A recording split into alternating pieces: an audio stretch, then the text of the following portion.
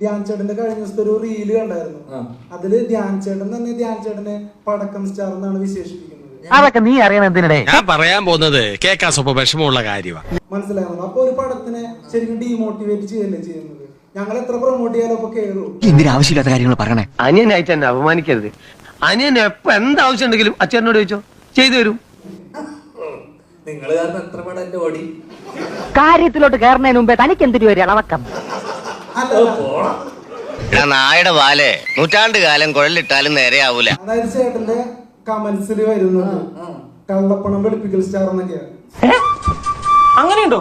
ആഞ്ജനേയ സ്വാമി. നിനക്ക് എന്ത് അടിസ്ഥാനം ഉണ്ട്? അതിന് പറയാൻ എന്ത് പ്രൂഫ് ഉണ്ട്? കീരിക്കാട്ട് ചെല്ലപ്പം പറഞ്ഞു. എന്ത് പ്രൂഫ് ഉണ്ട് നീ പറയുന്നതിന്? ഇതാര് പറഞ്ഞു? നാട്ടിലൊക്കെ പാട്ടാ, ആളുകളൊക്കെ പറഞ്ഞു ചിരിക്കുക. ആകെ ചമ്മി. ഇതങ്ങനെ വിട്ടാ പറ്റില്ലല്ലോ. നീ താഴെ യൂട്യൂബിൽ കമന്റ് ചെയ്ത ആൾക്കാരെയാണ് പറഞ്ഞിട്ടല്ലേ. നിനക്ക് എന്തെന്ന് അറിയാമോ ഇതിനെ കുറിച്ച്, സിനിമയെ കുറിച്ച്? അപ്പൊ മിണ്ടരുത്. മാനോ മര്യാദയ്ക്ക് ജീവിക്കുന്ന ചെറുപ്പക്കാരെ പറ്റി നീ ഒക്കെ പറഞ്ഞു പറ്റൂല. നിനക്ക് ഈ പ്രൊഡ്യൂസർമാർക്ക് ഇവിടെ ഇരിക്കുന്നവർക്കും ഇല്ലാത്ത വേദന എന്താണ് നിനക്ക് മനസ്സിലായത്? ഞാൻ എങ്ങനെ ജീവിതത്തിനെ കാണണമെന്ന് നീയാണോ എനിക്ക് പഠിപ്പിച്ചു തരാ?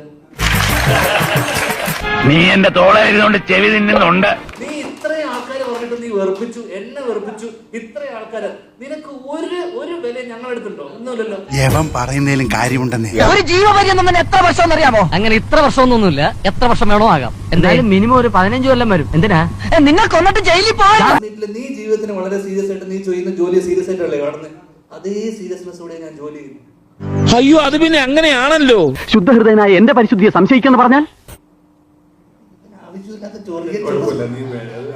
വന്നപ്പോ തൊട്ട് സഹിക്കണ യോധൂരിനെയൊക്കെ കാണുന്നത് ഏറണക്കേടാ. യവന്മാരുമായിട്ടൊന്നും സംസർഗം പാടില്ല പറ്റപ്പിള്ളേ. എടാ എന്തുകൊണ്ടാണ് എനിക്ക് ഇത്ര സിനിമ എന്നറിയാമോ? ആൾക്കാരെ വെറുപ്പിക്കാതിരിക്കുക. വെറുപ്പിക്കുന്ന ചോദ്യങ്ങൾ വെറുതെ വഴിയെ പോണ നായെ വിളിച്ചു വരുത്തി ഒന്ന് നക്കിയിട്ട് പോയെന്ന് പറഞ്ഞ പോലെ വീട്ടിൽ പോയി നന്നായിട്ടൊന്ന് കുളിച്ചാ മതി, എല്ലാം പോകും. വെറുപ്പിക്കരുത്. ഇവിടെ വേണ്ടത് സ്ക്രിപ്റ്റ് പടം ചെയ്യുക, ഇതൊന്നുമല്ല. അച്ചടക്കം, മര്യാദ, എവിടെ എന്ത് സംസാരിക്കണമെന്നും വെറുപ്പിക്കാതിരിക്കുക. അത് കലക്കി മോനെ. മനസ്സിലായോ? എന്തുവാ?